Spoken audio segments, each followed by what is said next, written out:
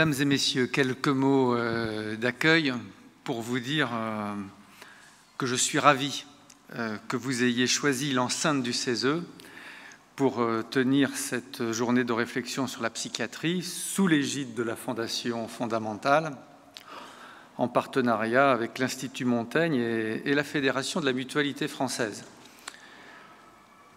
À peine ai-je quitté mes fonctions de président de cette dernière que me voilà rattrapé.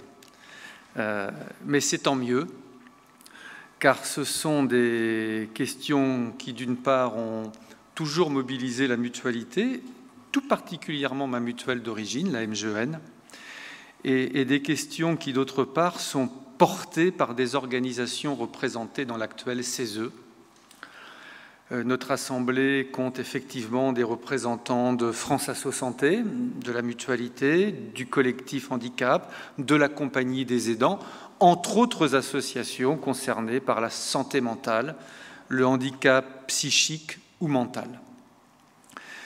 Ce n'est plus un secret pour personne, la santé mentale en France se dégrade et la crise du Covid-19 n'a fait qu'empirer la situation, en ajoutant des situations d'isolement, de promiscuité, de violence, en rendant plus difficile l'accès aux soins, en réduisant les ressources financières. Sur le long terme, moi, il y a un chiffre qui me frappe toujours, c'est retenons qu'une personne sur 5, soit 13 millions de personnes, est touchée chaque année par un trouble psychique. Le taux de suicide français est un des plus élevés d'Europe, de même que la consommation de cannabis et d'alcool chez les jeunes Français.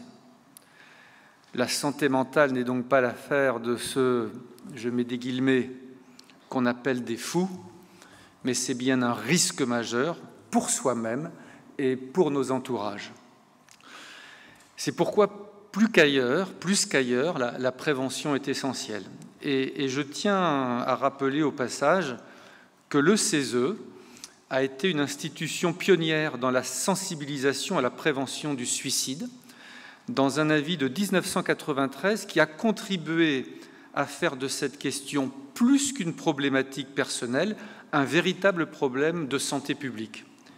C'est après cet avis, notamment, qu'a été mis en place un plan national de prévention du suicide entre 1998 et 2000, qui sera suivi de la création de l'Observatoire national des suicides en 2013. Autre domaine essentiel dans la santé mentale, le CESE a été décisif dans la définition et la reconnaissance du harcèlement moral, conception qui a abouti à la loi de 2001.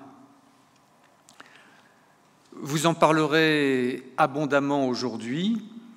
Ce fléau français des troubles psychiques frappe des millions de nos compatriotes et représente un coût humain et financier considérable, largement sous-estimé. Sait-on que la santé mentale est le premier poste de dépenses de l'assurance maladie, loin devant les cancers ou les maladies cardiovasculaires. Et pourtant, l'accès aux soins psychiatriques est difficile, plus particulièrement en pédopsychiatrie, où les très longs délais d'attente sont délétères. Devant Michel Chassan, je dis que la démographie et surtout l'inégale répartition sur le territoire des médecins généralistes, qui assurent le plus souvent la première prise en charge, est un sujet majeur de santé publique. L'hospitalisation devient dès lors trop souvent le seul recours quand il est trop tard.